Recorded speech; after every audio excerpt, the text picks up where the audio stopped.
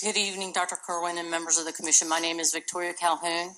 I'm retired Army Lieutenant Colonel, currently in government service. I have 30 years of experience in training and education, admittedly military training and education. I'm here to express my dismay at the process this Commission has used to conduct the public's business for more than 2 years. I will remind you that I spoke to you on October 25th, 2017 at the public hearing at Largo High School in Upper Marlboro. At that time, I physically gave you, Dr. Kirwan, a copy of the Government Accounting Office's 12 Steps to High-Quality Cost Estimation, and I provided you information on the Army's use of its cost model called the Institutional Training Resource Model, ITRIM. I want the citizens of this state to know today that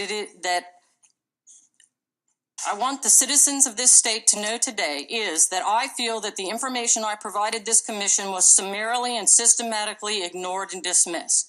I think the letter from the Attorney General's office included in today's meeting materials supports my opinion.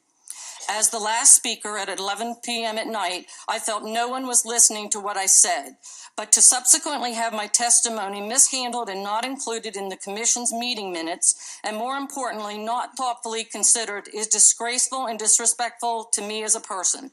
The public has a right to meaningful input and not check the block public meetings. I wish to state here again today that the use of information age cost modeling is the appropriate 21st century alternative to a 19th century funding formula.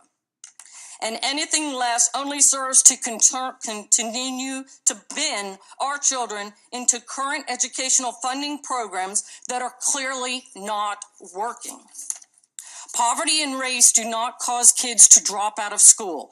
Hopelessness does. Hopelessness built from toxic school cultures that continue to foster low expectations, both in the school and the kids. Teachers that are young and relatively inexperienced and improperly resourced to do their jobs, including classroom size, which is probably the most important.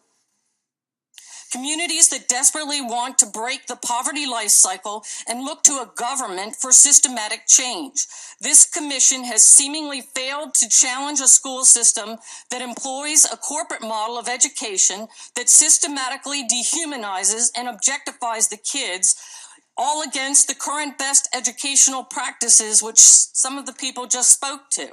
Binning complex human issues into funding programs and allocating money through the use of antiquated funding formula based on an antiquated funding formula-based approach is not a 21st century solution.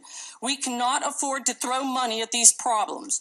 Clearly, with the question 1 approval, $4.4 billion will be available. However, the money must be thoughtfully applied through the challenges we face and not thrown into currently failing approaches that are not delivering on the promise of our youth today.